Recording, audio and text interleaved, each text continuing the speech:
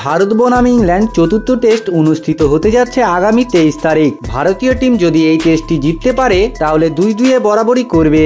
তো বন্ধুরা, ভারতীয় টিমের কাছে এই ম্যাচটি বিশাল গুরুত্বপূর্ণ ম্যাচ। ভারতীয় টিম এই ম্যাচটিকে যে কোনো প্রকারে হারতে চাইবে না, তাই তাদের শক্তিশালী একাদশ নিয়ে মাঠে নামতে চলেছে।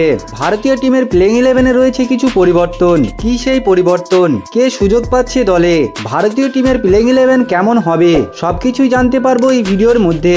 তার আগে বন্ধুরা, আপনারা যদি ঋষভ পান্তের ফ্যান্স হয়ে থাকেন অবশ্যই ভিডিওতে একটি লাইক করে দিবেন।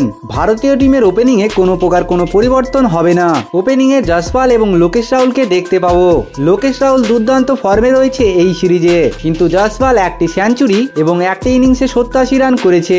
তাছাড়া তার ব্যাট থেকে সেরকম কোনো রান আসেনি এই সিরিজে। ভারতীয় টিম তার কাছ থেকে বড় ইনিংস আশা করবে।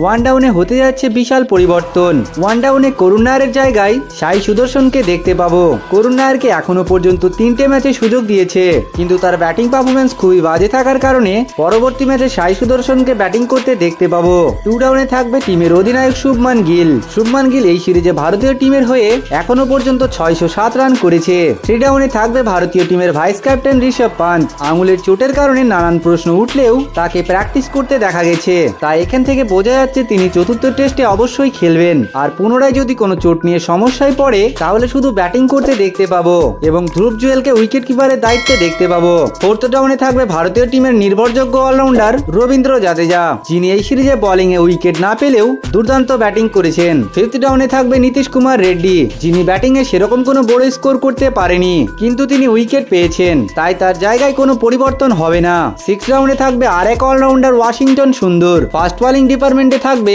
মোহাম্মদ সিরাজ আকাশদীপ এবং জাসপ্রীত বুমরাকে যদি রেস্ট দেয় তাহলে জাসপ্রীত বুমরার জায়গায় আর্শদীপ সিংকে দেখতে পাবো। তবে ভারতীয় টিমের কাছে এই ম্যাচটি বিশাল গুরুত্বপূর্ণ ম্যাচ। মনে হয় না বুমরাকে রেস্ট দেবে ভারতীয় টিমের কোচ গৌতম গম্ভীর। তো বন্ধুরা, ভারতীয় টিমের প্লেইং 11 কেমন হওয়া দরকার আপনার মূল্যবান রায় অবশ্যই কমেন্টে জানিয়ে দিবেন। আর ক্রিকেটের সমস্ত রকম আপডেট পেতে আমাদের চ্যানেলটিকে সাবস্ক্রাইব করে নেবেন।